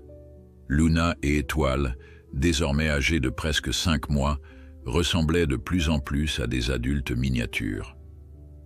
Leur comportement aussi évoluait, moins de jeux enfantins, plus de comportements de chasse et d'exploration indépendante. Quant à Neige, elle semblait avoir retrouvé la majesté sauvage qui caractérise son espèce, son regard ne portant plus aucune trace de la confiance inhabituelle qu'elle avait jadis manifestée envers les humains. « Le programme fonctionne », confirma Clara, après une session d'observation particulièrement encourageante où les 3 lynx avaient parfaitement coordonné leurs actions pour piéger un chevreuil. « Je crois qu'ils sont vraiment prêts. » La date fut fixée au 15 septembre, suffisamment tôt pour leur permettre de s'établir avant les rigueurs de l'hiver, mais assez tard pour que les chatons aient atteint un niveau de maturité adéquat. Les préparatifs s'accélérèrent, chaque détail étant minutieusement planifié pour que l'opération se déroule sans accroc. Puis, à 2 semaines de la date prévue, un événement inattendu vint menacer tout le projet. Marc était en patrouille dans un secteur proche de la Haute-Combe lorsqu'il reçut un appel alarmant de Jean Moreau. « Marc, nous avons un problème. Un projet d'extension de la station de ski des Rousses vient d'être approuvé en urgence par la préfecture. Il prévoit de déboiser une partie de la Haute-Combe pour y installer un nouveau télésiège et une piste. » La nouvelle frappa Marc comme un coup de poing. « Quoi ? C'est impossible. La zone est protégée. »« Pas entièrement, » corrigea Jean, la frustration évidente dans sa voix. « La partie nord-est de la combe est en dehors du périmètre strictement protégé. C'est précisément là qu'ils veulent s'étendre. » « Mais c'est précisément la zone que nous avions identifiée pour la libération des lynx, » s'exclama Marc, sentant la panique monter en lui. « Les travaux commencent quand ? » « Dès la semaine prochaine. Ils veulent tout terminer avant la saison hivernale. Le monde semblait s'écrouler autour de Marc. Tous leurs efforts, tous ces mois de travail acharné pour réhabiliter Neige et ses chatons, pour rien. L'idée était insupportable. Il doit y avoir un moyen d'arrêter ça, dit-il, sa voix trahissant sa détermination naissante. Je vais contacter Clara immédiatement. La réaction de Clara fut tout aussi vive. C'est un désastre, reconnut-elle après que Marc l'eut informé. Non seulement nous perdons notre site de libération idéal, mais si les travaux commencent, toute la zone sera perturbée pendant des mois. Trop de bruit, trop d'activité humaine. Nous devons trouver une alternative rapidement, insista Marc. Ou mieux encore, essayer de bloquer ce projet. Les jours qui suivirent furent frénétiques. Marc et Clara mobilisèrent tous leurs contacts, associations environnementales, scientifiques, médias. L'histoire de Neige et ses chatons, déjà populaire dans la région, fut réactivée cette fois avec un angle nouveau. Après avoir survécu au braconnage, cette famille emblématique voyait maintenant son avenir menacé par un projet de développement touristique. Sophie Lambert, la journaliste qui avait écrit le premier article, sauta sur l'occasion. Son nouveau papier, intitulé « Le lynx et le télésiège, quand économie et biodiversité s'affrontent », fit la une des journaux régionaux et fut repris par plusieurs médias nationaux. La mobilisation dépassa toutes les attentes. Une pétition en ligne recueillit plus de 50 000 signatures en 3 jours. Des manifestations furent organisées devant la préfecture et la mairie des Rousses. Des experts en conservation prirent position publiquement contre le projet, soulignant son impact potentiellement désastreux sur l'équilibre fragile de l'écosystème local. Face à cette pression croissante, les autorités commencèrent à vaciller. Le préfet accepta de rencontrer une délégation comprenant Clara, Marc et des représentants d'associations environnementales. « Cette réunion est notre meilleure chance », expliqua Clara alors qu'ils se préparaient. « Nous devons être factuels, scientifiques, mais aussi toucher les émotions. Neige et ses chatons sont devenus des symboles. Utilisons cela à notre avantage. » La réunion, tendue mais constructive, dura près de 3 heures. Clara présenta des données scientifiques sur l'importance des lynx dans l'écosystème jurassien. Marc raconta avec passion l'histoire du sauvetage et des mois de réhabilitation. Les associations soulignèrent les aspects légaux et les engagements de la France en matière de protection de la biodiversité. Le préfet, visiblement ébranlé par ces arguments et la mobilisation publique, promit de reconsidérer la décision. 2 jours plus tard, l'annonce officielle tombait. Le projet d'extension était suspendu pour réévaluation de l'impact environnemental. Une victoire, même si elle n'était peut-être que temporaire. « Nous avons gagné du temps », reconnut Clara lors d'une réunion d'urgence au centre. Mais nous ne pouvons pas baser notre plan sur cette suspension. Le projet pourrait reprendre à tout moment. Alors nous devons trouver un autre site de libération, conclut Marc. Et rapidement. Les jours suivants furent consacrés à l'exploration intensive d'alternatives. Marc et 2 autres gardes forestiers parcoururent le massif jurassien, évaluant différentes zones selon des critères stricts. Densité de proie, absence de territoire déjà occupé par d'autres lynx, distance des activités humaines, et bien sûr, statut de protection garantissant une sécurité à long terme. Finalement, un site émergea comme la meilleure option. La réserve naturelle du Rizou, une forêt dense située à la frontière franco-suisse. Plus éloignée que la Haute-Combe, elle présentait néanmoins toutes les caractéristiques nécessaires au succès de la réintroduction. Le Rizou, acquiesça Clara après avoir étudié les rapports détaillés. C'est effectivement un excellent choix alternatif. Plus sauvage, moins accessible aux humains et avec une protection juridique solide des 2 côtés de la frontière. La nouvelle date de libération fut fixée au 22 septembre, 1 semaine plus tard que prévu initialement. Ce délai supplémentaire permit à Marc et à l'équipe du centre de préparer minutieusement le site du Rizou, installant des caméras de surveillance discrètes et identifiant les meilleurs points de relâcher. Le massif du Rizou, avec ses épicéas centenaires et ses clairières secrètes, offrait un habitat presque idéal pour les lynx.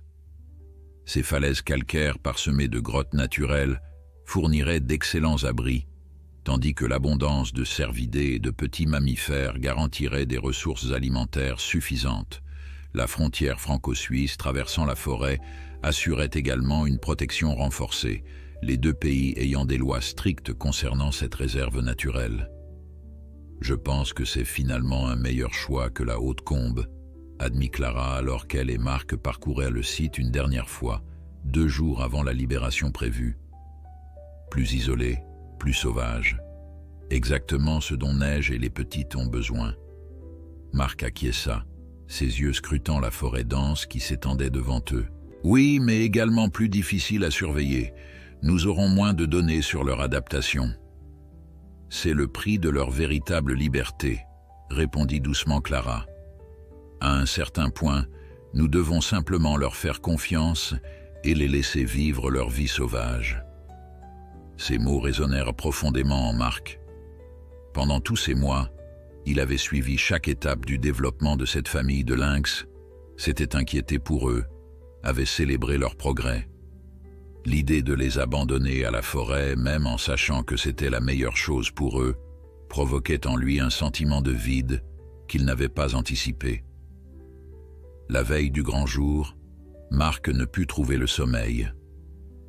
Allongé dans l'obscurité de sa chambre, il revivait mentalement chaque moment depuis cette matinée glaciale de février où il avait découvert Neige, creusant désespérément dans la neige pour sauver ses petits.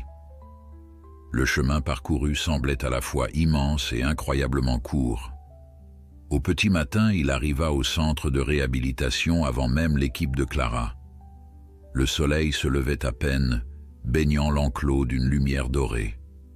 À travers les caméras de surveillance, il observa la famille de lynx, Neige, Luna et Étoile, encore endormis, lovés ensemble dans une anfractuosité rocheuse qu'ils avaient aménagée comme tanière. C'est la dernière fois que nous les verrons ainsi, pensa-t-il avec un mélange de mélancolie et de fierté.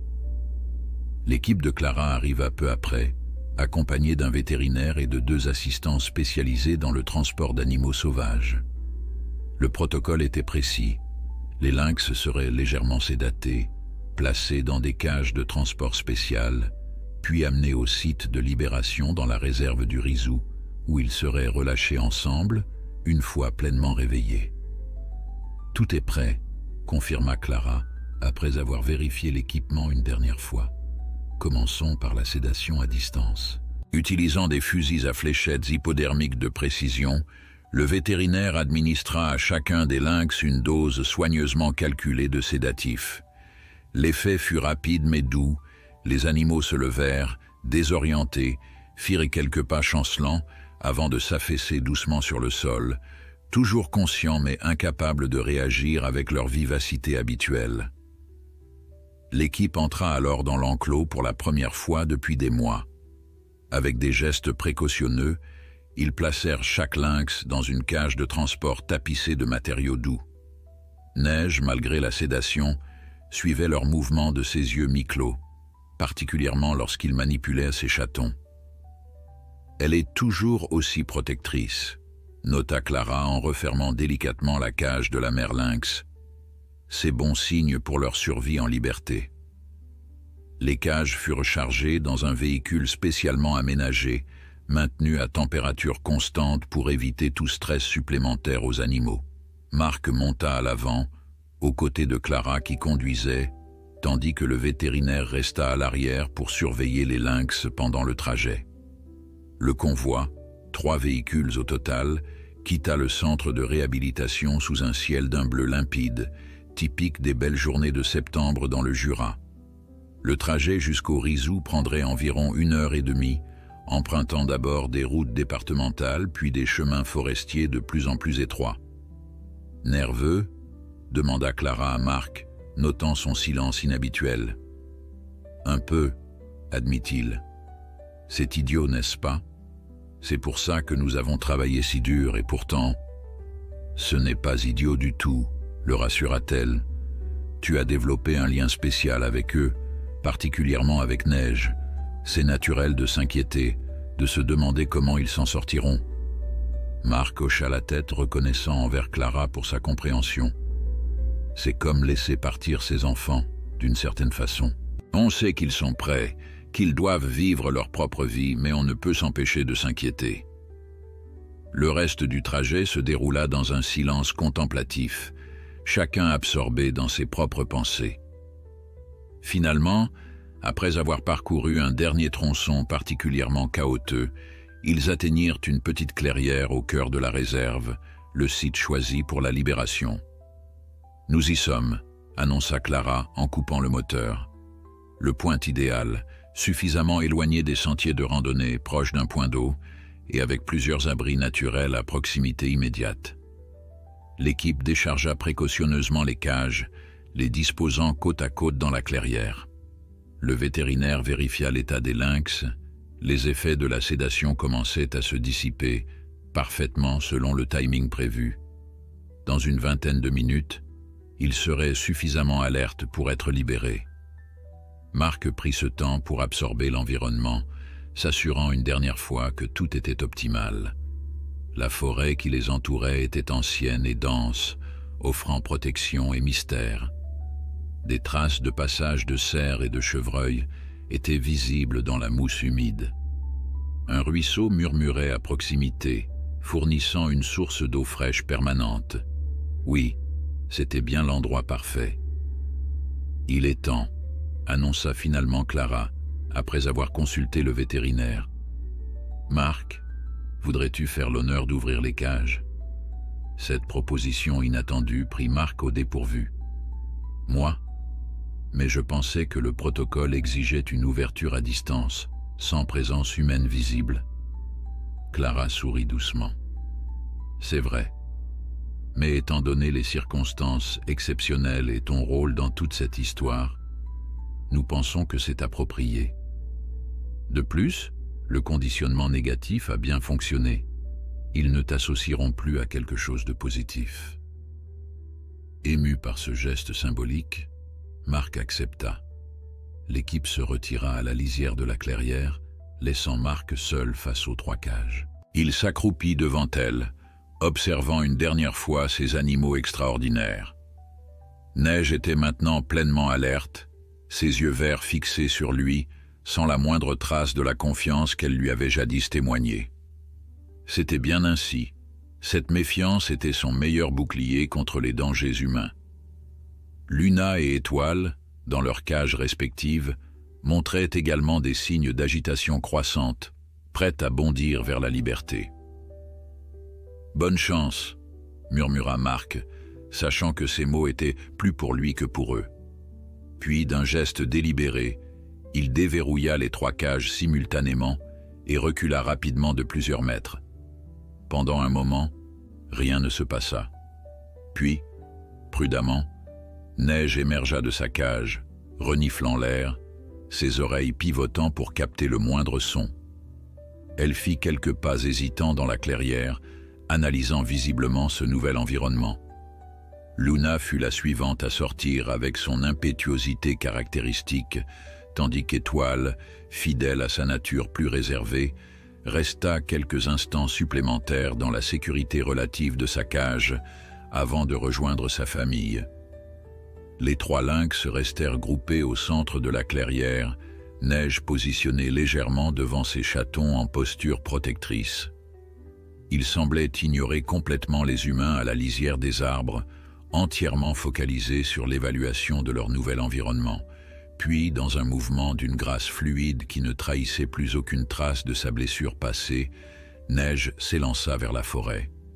Luna et Étoile la suivirent instantanément, leurs silhouettes tachetées disparaissant rapidement dans l'ombre des grands épicéas. En quelques secondes, ils s'étaient évanouis, comme absorbés par la forêt, ne laissant derrière eux que 3 cages vides et un groupe d'humains étrangement silencieux, témoin de ce moment à la fois ordinaire et extraordinaire. « C'est fait », murmura Clara, brisant finalement le silence. « Ils sont libres. » Ces simples mots semblèrent libérer quelque chose en Marc également, une tension qu'il n'avait pas réalisée portée depuis ce jour de février où tout avait commencé. Une émotion complexe l'envahit, mélange de fierté, de soulagement, de mélancolie et d'une étrange sensation d'accomplissement. L'équipe resta encore quelques minutes dans la clairière, comme pour honorer ce moment, puis commença silencieusement à ramasser l'équipement. Les cages vides furent chargées dans les véhicules, les dernières vérifications effectuées sur les caméras camouflées qui, espérait-on, captureraient quelques images des lynx dans les jours à venir. « Rentrons », proposa finalement Clara. « Il n'y a plus rien que nous puissions faire ici. » Le trajet de retour fut étrangement silencieux, chacun absorbé dans ses propres réflexions. Pour Marc, c'était comme si un chapitre important de sa vie venait de se clore. Ces animaux, qu'il avait suivis depuis leur moment le plus vulnérable jusqu'à leur retour triomphal à la vie sauvage, avaient laissé une empreinte indélébile en lui. Les jours suivants s'écoulèrent avec une normalité presque déconcertante. Marc reprit ses patrouilles habituelles, s'occupant des tâches quotidiennes qui constituaient son travail de garde forestier. Mais son esprit revenait sans cesse vers la forêt du Rizou, se demandant comment la petite famille s'adaptait à sa nouvelle liberté. Une semaine après la libération, Clara l'appela, l'excitation évidente dans sa voix. « Nous avons des images », annonça-t-elle sans préambule. L'une des caméras a capturé Neige et les chatons cette nuit. Ils chassaient ensemble près du ruisseau. Marc sentit son cœur s'accélérer. Ils ont attrapé quelque chose. Un jeune chevreuil. La séquence est remarquable. Une coordination parfaite entre Neige et Luna pour piéger l'animal, tandis qu'Étoile bloquait la voie de retraite. Exactement comme nous l'espérions.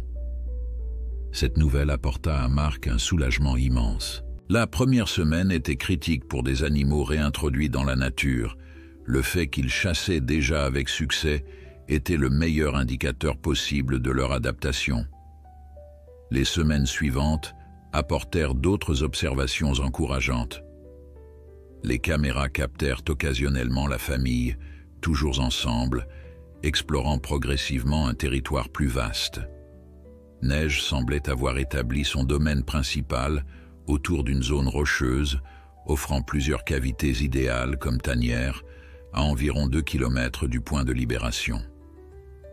L'automne s'installa sur le Jura, transformant les forêts en une symphonie de rouge et d'or.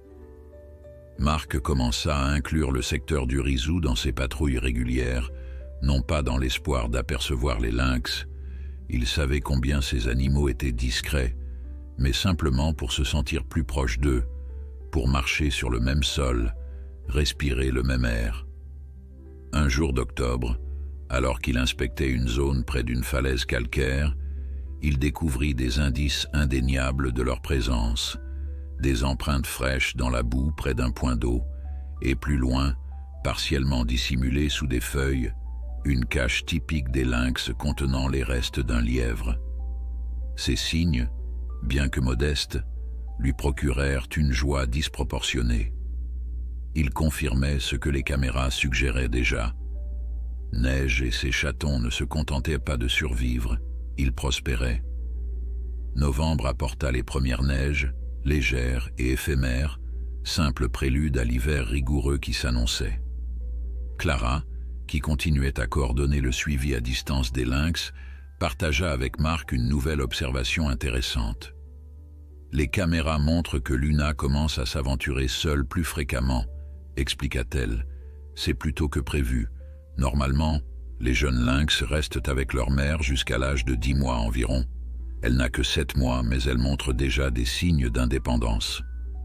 C'est inquiétant, s'enquit Marc. Pas nécessairement. Luna a toujours été la plus précoce, la plus aventureuse. Elle revient régulièrement auprès de Neige et Étoile. Je pense qu'elle explore simplement ses limites, comme tout adolescent. Cette analogie fit sourire Marc. Il était vrai que Luna, avec sa curiosité insatiable et son audace, rappelait un adolescent impatient de découvrir le monde, tandis qu'Étoile restait plus attachée à la sécurité maternelle. L'hiver s'installa pleinement en décembre, recouvrant les montagnes du Jura d'un épais manteau blanc. Les observations devinrent plus rares, les lynx limitant leurs déplacements pour conserver leur énergie, comme tous les animaux sauvages durant cette saison difficile. Néanmoins, les quelques images capturées montraient des animaux en bonne santé, leur épaisse fourrure hivernale les protégeant efficacement du froid. Fin janvier, alors qu'une tempête de neige particulièrement violente balayait la région, Marc ne put s'empêcher de penser à cette matinée de février, presque un an auparavant, où il avait découvert Neige creusant désespérément dans la neige. Aujourd'hui, dans des conditions similaires, elle était équipée non seulement de sa pleine force retrouvée, mais aussi de l'expérience et de la sagesse acquises au cours de cette année extraordinaire. Elle s'en sortira, se dit-il, regardant par la fenêtre les flocons tourbillonnants. Ils s'en sortiront tous. Le printemps arriva finalement, apportant avec lui une nouvelle ère pour la petite famille de lynx. Les caméras confirmèrent ce que Clara avait anticipé.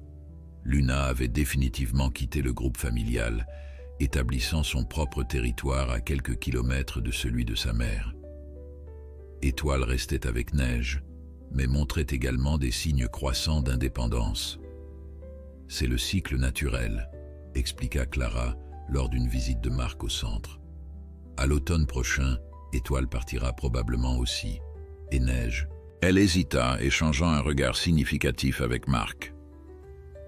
Neige pourrait avoir une nouvelle portée, compléta-t-il, comprenant l'implication. Exactement. Les femelles lynx se reproduisent généralement chaque année. Si elles rencontrent un mâle, et il y en a plusieurs dans le massif du Jura, nous pourrions voir de nouveaux chatons d'ici un an. Cette perspective, à la fois logique et étonnante, donna à Marc un sentiment de continuité, d'espoir. Le cycle de la vie se poursuivait, imperturbable malgré les obstacles, les dangers, les interventions humaines, qu'elles soient destructrices comme le braconnage ou bienveillantes comme leurs efforts de réhabilitation. En mai, exactement 15 mois après le sauvetage, une conférence internationale sur la conservation des grands carnivores européens se tint à Genève. Clara y présenta le cas de Neige et ses chatons comme un exemple de réhabilitation réussie, détaillant les méthodes employées et les leçons apprises. Marc, invité comme intervenant spécial, partagea l'histoire du sauvetage initial, captivant l'audience avec ce récit où désespoir et espoir s'entremêlaient. La présentation se conclut par une nouvelle récente et particulièrement émouvante. Luna, désormais pleinement indépendante à seulement 10 mois, avait été filmée chassant avec une efficacité remarquable, son corps adolescent montrant déjà la puissance et la grâce d'une adulte. Ce que nous voyons ici, conclut Clara, montrant l'image de Luna parfaitement immobile, camouflée dans les sous-bois, c'est la preuve que même les situations les plus désespérées peuvent avoir une issue positive lorsque respect de la nature et expertise scientifique travaillent main dans la main. Les applaudissements qui suivirent confirmèrent l'impact de leur histoire, non seulement sur le public présent, mais potentiellement sur les politiques de conservation futures. Plus tard ce soir-là, Marc et Clara marchaient le long du lac Léman, profitant de la douceur du crépuscule après l'intensité de la journée. « Tu sais ce qui me frappe le plus dans toute cette histoire ?» réfléchit Marc, contemplant les eaux calmes du lac. « C'est comment un simple moment, cette seconde où j'ai décidé de suivre Neige plutôt que de simplement signaler sa présence, a pu déclencher une telle chaîne d'événements. » Clara acquiesça pensivement. Les écologistes appellent ça l'effet papillon, une petite action qui engendre des conséquences disproportionnées. Ton intervention a sauvé 3 vies, mais elle a fait tellement plus. Elle a sensibilisé des milliers de personnes à la cause des lynx, a renforcé les mesures contre le braconnage dans la région, a même contribué à bloquer un projet de développement potentiellement nuisible. Et pourtant, ajouta Marc, Neige n'avait pas besoin que je lui apprenne à être un lynx. Elle savait déjà. Elle avait juste besoin d'une chance, d'un pont temporaire par-dessus l'obstacle que l'homme avait mis sur sa route. C'est peut-être ça, notre véritable rôle, conclut Clara doucement. Pas dominer la nature, pas la contrôler, mais simplement réparer nos erreurs, créer des ponts plutôt que des barrières. Ils restèrent silencieux un moment, absorbant cette idée. Quelque part dans les montagnes du Jura, à cet instant précis, Neige chassait peut-être ou se reposait dans sa tanière ou enseignait à Étoile une dernière leçon avant leur séparation inévitable. Luna, dans son propre territoire, forgeait son chemin indépendant. 3 vies sauvages, libres, complètes. Et pour Marc, cette connaissance était suffisante, la certitude tranquille que quelque part dans la forêt, invisible mais bien réelle, une partie de son cœur continuerait à battre, sauvage et libre.